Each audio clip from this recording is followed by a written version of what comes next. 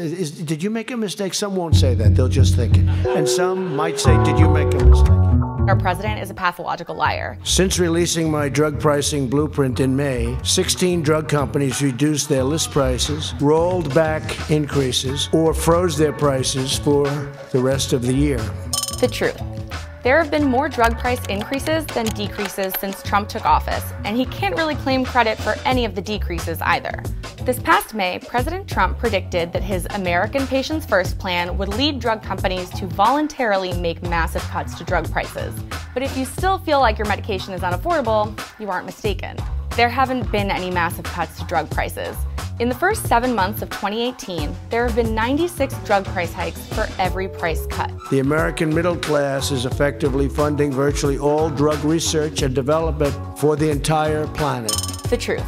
Pharmaceutical company profits far exceed research and development expenses. Once again, Trump refuses to blame pharmaceutical companies for high drug prices. Instead, he says that drug prices have to be high in order to compensate drug companies for the cost of researching and developing new drugs. However, in 2015, the top 100 drug companies spent an average of just 8% of their revenues on R&D. Another study found that in 2015, the US paid $40 billion just for higher drug prices. That's 1.7 times the amount that major pharma companies spent on global R&D that year. In other words, US drug prices are so high, we could subsidize the entire world's pharmaceutical research and development, and then some. For decades, other countries have rigged the system so that American patients are charged much more for the exact same drug. In other words, Americans pay more so that other countries can pay less. Very simple.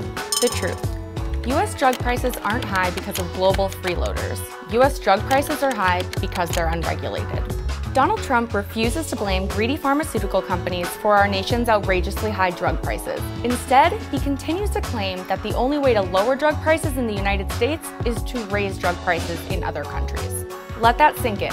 The pharmaceutical industry is one of the most profitable industries in the world. From 2006 to 2015, the 25 largest U.S. drug companies had average global profit margins of between 15 and 20%, more than double the profit margins for comparable non-drug companies.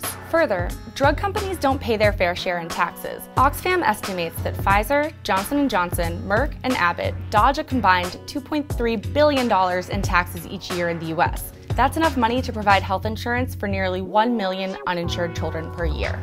Despite what Trump says, other countries don't pay lower drug prices than us because they've rigged the system. Other countries pay lower drug prices because, unlike the United States, their governments directly negotiate drug prices with manufacturers. The truth is plain and simple. Drug prices in the US are high because they are unregulated. And until Donald Trump follows through on his campaign promise to let Medicare negotiate drug prices with pharmaceutical companies, they'll stay high too.